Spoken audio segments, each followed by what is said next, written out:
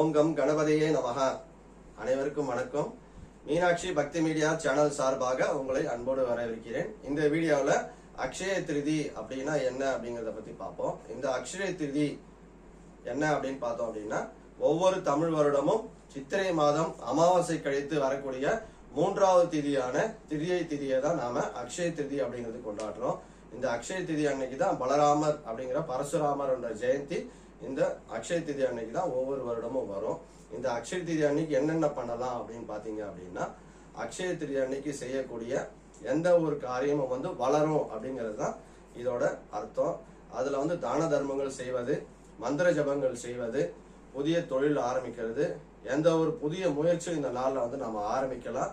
அது போல இந்த தடவை வெயில் தாக்கம் அதிகமா இருக்கிறதுனால நீர், ஜூஸ், மோர் இது போல பந்தர்கள் வைப்பதும் ரொம்ப நற்பலன்களை நமக்கு வழங்கும். இது போலவே நமக்கு தயிர் சாதம் விநியோகம் செய்வதும், எலுமிச்சம்பழ சாதம் விநியோகம் செய்வதும் ரொம்பவும் சிறப்பு.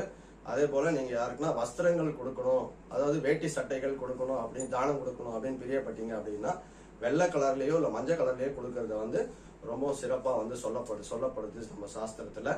அதுவும் இல்லாம நீங்க பழங்கள் தானம் கொடுக்கணும் அப்படின்னு நினைச்சீங்க அப்படின்னா மாம்பழங்கள் கொடுக்கறது ரொம்பவும் சிறப்பு.